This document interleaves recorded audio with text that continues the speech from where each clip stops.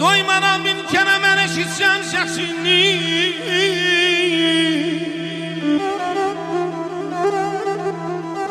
doymadan bir kere mən eşitsəm səsini, çəkirəm can, bunu bilsin vətənim, bilsin elim.